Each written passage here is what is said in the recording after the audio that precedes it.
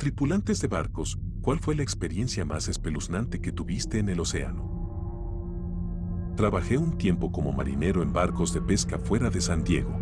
Algunas veces nos encontrábamos con barcos más pequeños abandonados a la deriva con motores extravagantemente grandes.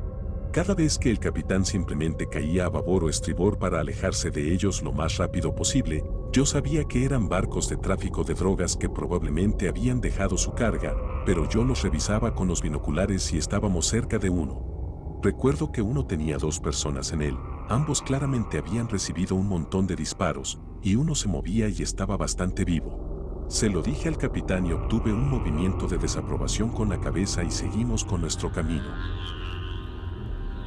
Navegar con niebla es como si no puedes ver el frente del yate estando navegando y solo tienes una visión de un rango de 15 metros.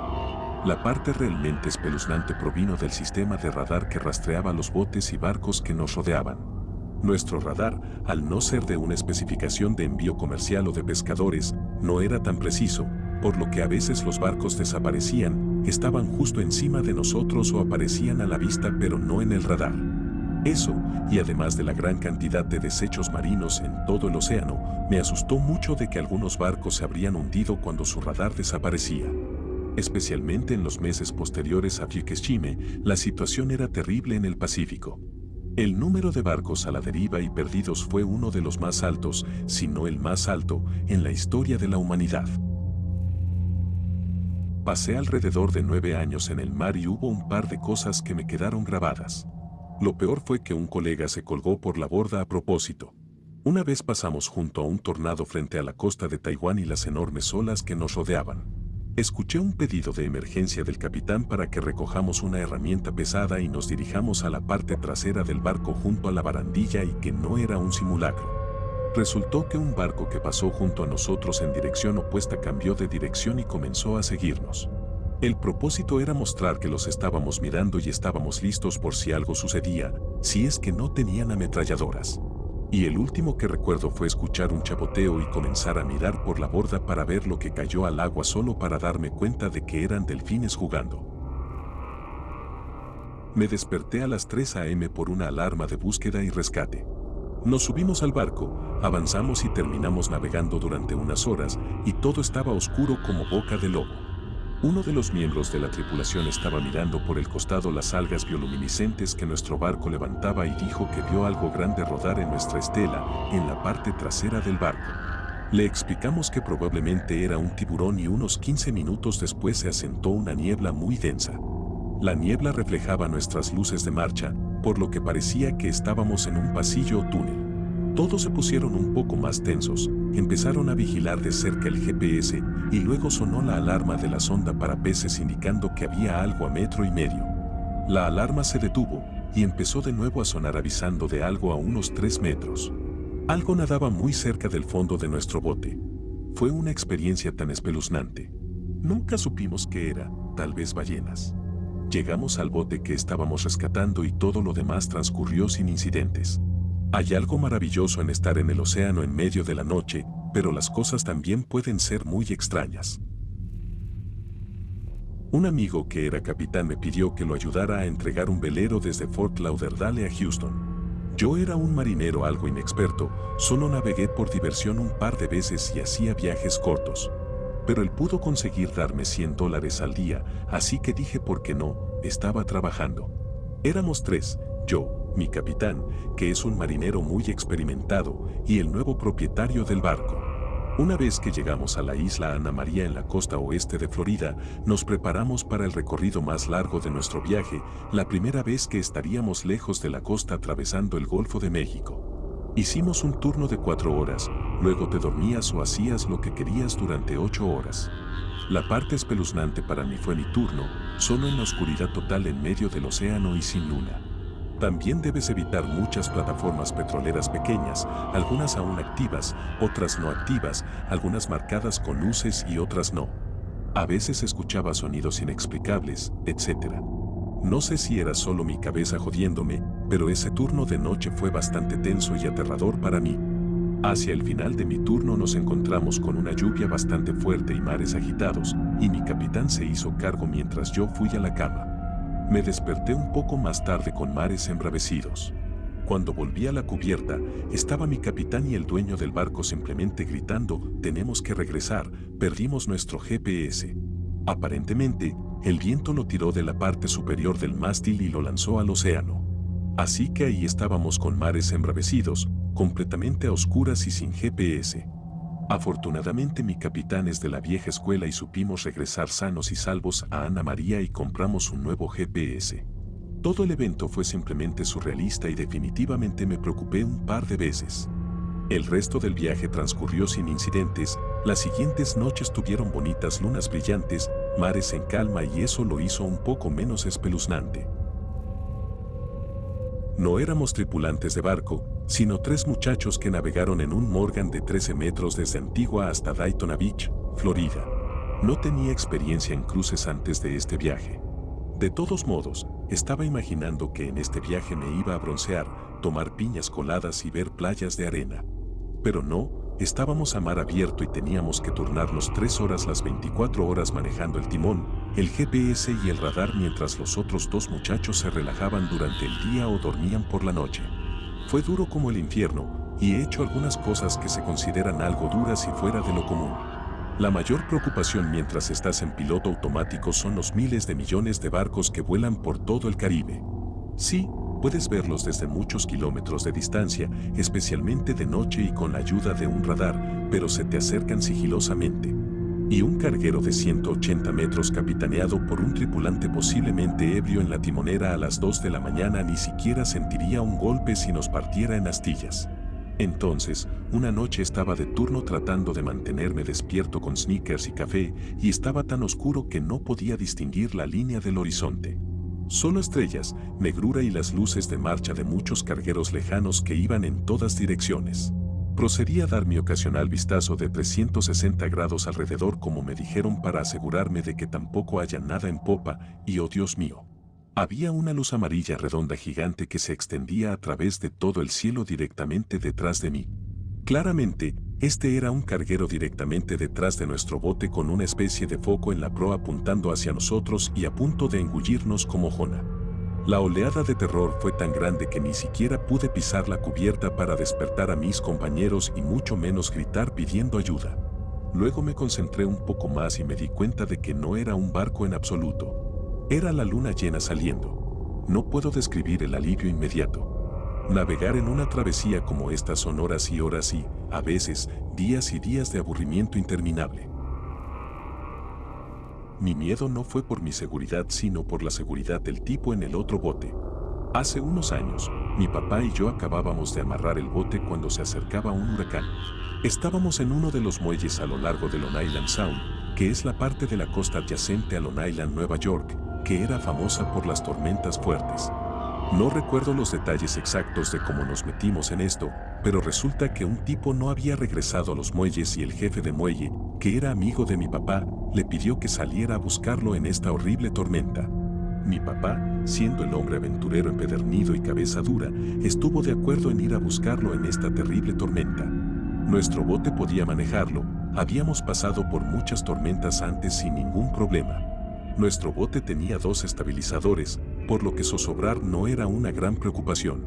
Sin embargo, el barco que buscábamos era un pequeño bote que medía unos 7 metros de largo, y para aclararlo mejor, el tipo no tenía ningún tipo de GPS o localizador.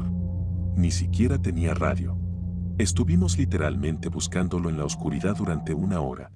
Afortunadamente, cuando pasábamos por una pequeña bahía, tuvo el sentido común de tomar una de sus bengalas y dispararla después de ver nuestras luces, y pudimos ponernos al alcance de la mano. Ahora, si eso no fuera suficiente, este tipo realmente acababa de tirar la seguridad por la basura. Le gritamos que se pusiera un chaleco salvavidas, pero resultó que no lo tenía en el barco, ni tenía balsas salvavidas. Junto con el hecho de que las olas lo empujaban lentamente hacia las costas rocosas, tuvo suerte de que lo encontráramos. Nuestro plan original era intentar remolcarlo, pero las condiciones eran tan malas que no podíamos acercarnos lo suficiente sin correr el riesgo de chocar. Tuvimos que esperar allí a que la guardia costera se concentrara en nuestro faro, ya que no tenían forma de localizar al bote de este tipo, y pudieron recuperarlo. Afortunadamente, su monstruosidad de bote se estrelló contra las rocas después de que se lo llevaron. Lo que dio miedo es que tenía a su hijo de 8 años en el barco con él todo el tiempo. Me encontré con un hombre que se ahorcó en su bote a 8 o 9 kilómetros de la costa hace unos 4 o 5 años. La parte inquietante y verdaderamente espeluznante fue darme cuenta de lo que era.